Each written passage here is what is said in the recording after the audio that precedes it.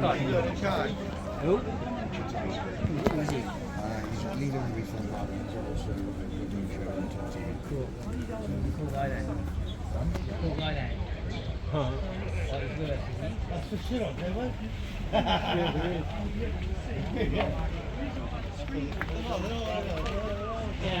Dan's explaining now regarding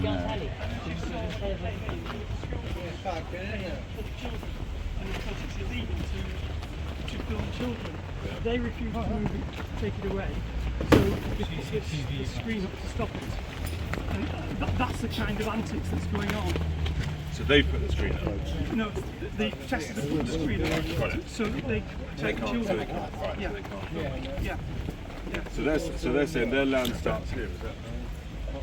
It's that line there. That's the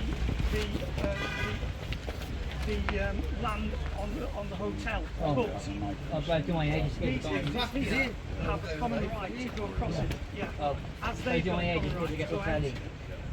And the court order says that you should give access. Now, so it's a bit of tit for tat at the moment. They've parked the van there to stop her going. So how many people in the hotel now? How many people they've got security? Yeah, there's about 12. Right. And what's the latest with the works at the hotel? They tell all the damage I saw on videos. So they're getting people in. But it's either through the back gate. There's major work need to be done. Okay, thank you for that. You've told us before, we've heard you many times. If you don't mind. Thank you. Not trespassing on private property. Thank you. These people have actually got permission from the owners of those houses which have got common access over this land, as you have. Gentlemen, you are trespassing on private property. You trespassed on private property last Wednesday. I'd ask you to step Change your record. And you caused criminal damage on there. And this is the kind of antics. Change your record, mate. Sick of it now. Stay in that line. Go on. In his head, you're not no trespassing. Sorry. Even though you're not trespassing anyway. Bye now. Thanks for calling. Being done. Call again. So there's been cat and mouse all the time. They can't get deliveries in. Local businesses have Change your fucking record. the hotel, and so they're having to get builders and contractors in from further afield. The current lot in is from London, Lead Element, but they seem to have another team in there as well, and they seem to be from Birmingham. And are they actually doing any work? Very, very, very little. They got a gypsy family in to remove all the debris free of charge, and they went. So they took the beds, the furniture, the fixtures. And have they brought any new furniture in? They've brought beds in and mattresses. Right. Yeah. Which is odd because the Home Office say that families are being moved in. Do you need a single bed if you're a mum and dad? No. They took the high chairs and the cots. Yeah. So again, there's an element of mistrust as well. And what's the status with the injunction? And what's the latest from the Home Office? Who's in charge from there, and what's their plan? Okay, so I'll tell you who's in charge. They're in charge up there because everything that they want, the police give them. I'm sorry to say that, but that's what's happened. That's the reality. So far, we've had a. And who is they? Is it Lead now Elements. Lead Elements. Lead Element. And who are Lead Elements? They are a veterans organisation that do security and also close protection. But who manages them? So is it one of the big outsourcing companies that's got the contract to manage the hotel? Clear Springs. Is it Clear Springs? Clear Springs. Yeah, Clear Springs. Yeah. Right. So Yeah. they've got the contract to manage and basically, presumably, to try and get it open. Yeah, it's a bit like Cirque going in. Yeah. Right. That's another circuit. But the issues are that we had less than a week ago a man that was wielding a knife and doing this to supporters in here, protesters in here. Over a protest line.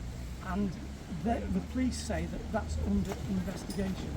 There are two protesters. No charges have been laid, but they're banished from Connecticut. They're not allowed to talk about the protests, and they're not allowed to send text messages or anything like that about the protest.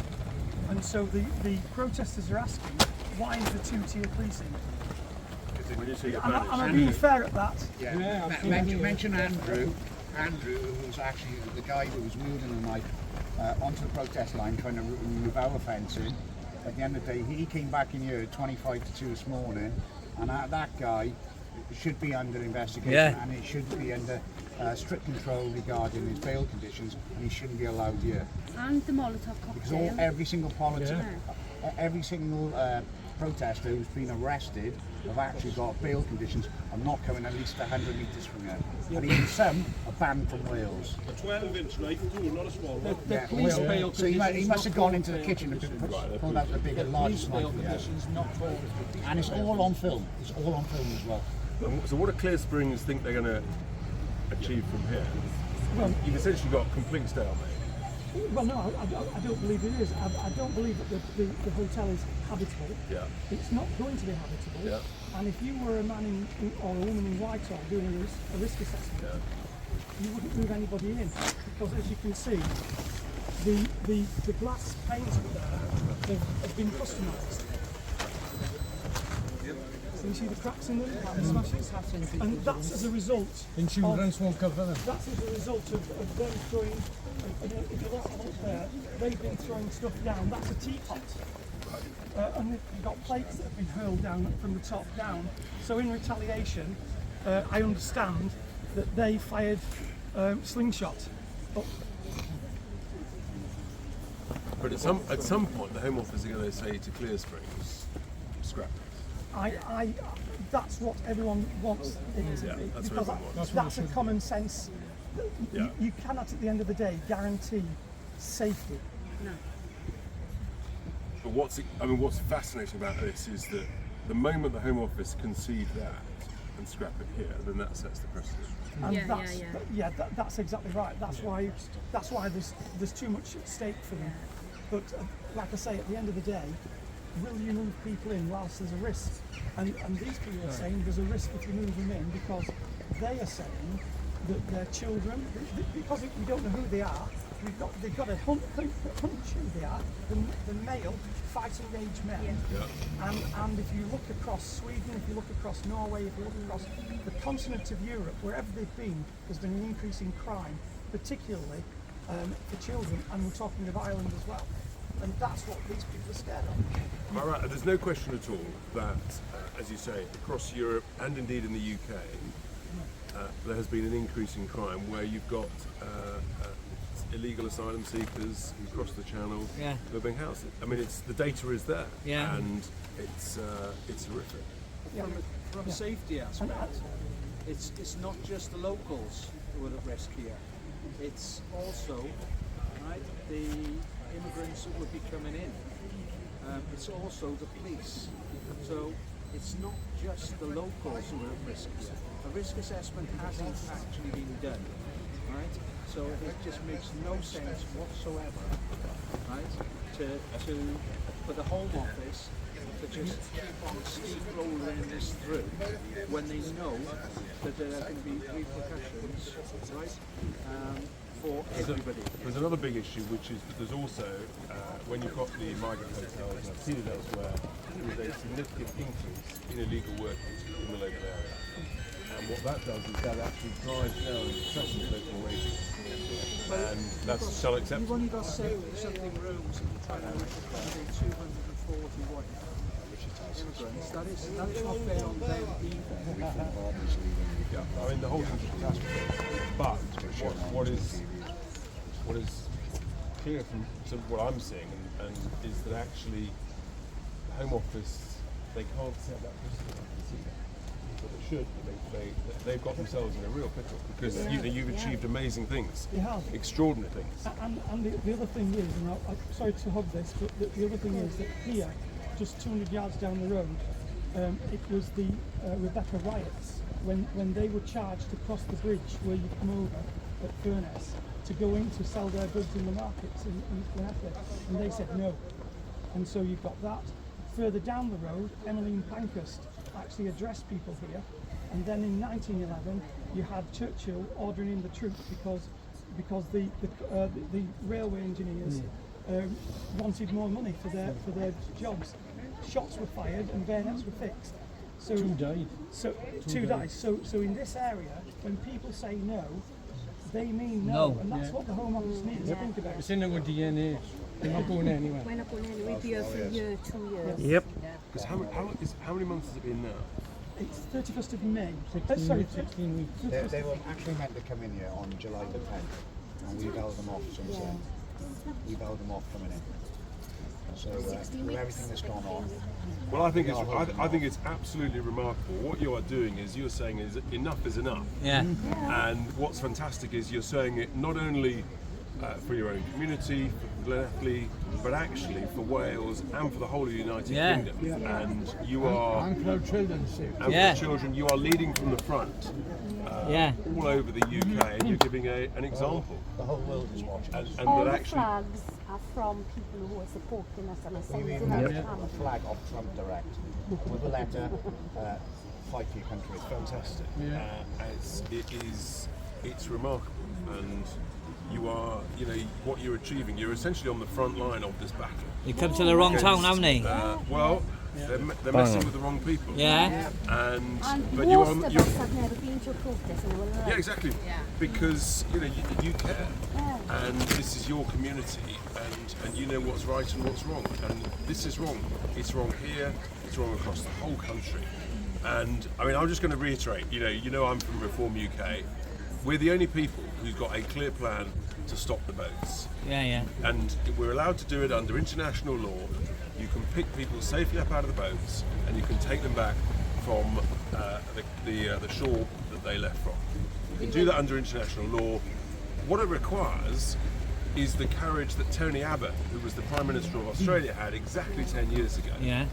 When they had a pushback policy on Australia, and literally within a few weeks, it stopped the boats. And if the Prime Minister had any guts, any cojones, then he would do that. He can do that, but he won't do that. And you also know that nor will Keir Starmer. I mean, if he doesn't know what a woman is, let's be honest, he's not going to turn the boats back. Exactly. It's not rocket science. A lot of us went up to the Senate yesterday, and not one of them came out to speak. Of course not. No, they're absolutely petrified. They don't know what to do about this. They've got no idea at all. I know exactly what you've got to do. You've got to uphold international law, you've got to pick the boats up, and you've got to turn them back. And you've got to recognise that the vast majority of the current backlog of about 170-odd thousand, they've come here illegally. They're economic migrants, and I mean, it's just, therefore they've got to be, they've got to have their applications rejected. And send them back. They should be sent back to where they came from. Yeah. I mean, but be under no illusion. You've seen what's happened just in the last few days at Lampedusa in Italy. You've seen those videos? Yep. I mean, that is an invasion of an Italian island. Wow. And that was, over 2 days, that was 200 boats. That hasn't been organised by a few folk with a mobile phone. That is military level organisation. You've got to then say, right, who's organising this stuff? We don't know, but this is seriously organised. And they're in a lot of money. This is just the beginning. Not only are they organising a lot of money, but actually it's, what some of us are really concerned about is this actually is a deliberate effort to destabilise societies across the whole of Europe. And whatever you think of the European Union, leave that aside. These are European nations. Lots of us, we've got lots of friends and family, and we go on holiday to these nations, and there's a campaign to destabilise them all. And if we don't stop this, and this is why it's so important that Sunak actually does the right thing and stops the boats, pick them up, take them back, because that's the leadership that's required in the Mediterranean. What we don't understand is what's happened to the Italian Prime Minister, Giorgia Meloni. She got elected last year saying that she was going to use the Italian Navy and she was going to have a blockade and should turn them back. But the EU, they've done or said something to her, and now she's like a puppet in their hands. What? She's completely bottled it. But if we don't stop it, you think it's bad now? It's going to get back worse. I mean, hundreds of thousands have come across the Mediterranean already this year. And this will grow, and this will grow, and those who do not wish us well will increase this process. And it is, some people criticise me for using the word, But this is an invasion of Europe, and it is an invasion of the United Kingdom. We're well over 100,000 now who've come across the English Channel, and we have to be honest about this. It's tough, and we'll get a flack for saying it, but some of these people, they're not coming because they're asylum seekers. Some of them are coming because they're part of criminal gangs, and many of them, they come from very different cultures, very different values, and this is just simply not right. And we've got to have the courage to stand up and to say it. And that leadership, it starts here, literally here, because what you're doing is saying enough is enough. What I'm saying is at the national level, I'm saying enough is enough. Reform UK is the only party that will pick up and turn back the boats. And at the moment, all our enemies and our haters, they say, you can't do anything. I tell you what, just think about this. What does this situation look like in 12 months' time if another 30 or 40 or 50,000 illegals have come across the English Channel? What will the mood of the British people be? And where are these people going to go? How many more hundreds of hotels will they have to commandeer? How many more thousands of homes will they have to rent? What is it, £6 million a day? Eight now. Eight. I thought charity begins at home, doesn't it? This is a national scandal, and unless Sunak has the courage to do what he should do, and I don't think he will, but could be proven wrong, then the next general election campaign, it will be a 3-word slogan: stop the boats. And the choice of the British people is who's going to stop the boats. And I can tell you, it'll only be us. It'll be Reform UK. The moment you stop the business model, within a fortnight, this whole thing stops. No one comes across the channel. No one will pay to come across. Everybody gets picked up. Here's the thing most people don't realise. Belgium, there were some boats leaving Belgium, coming over to the UK. They've been stopped.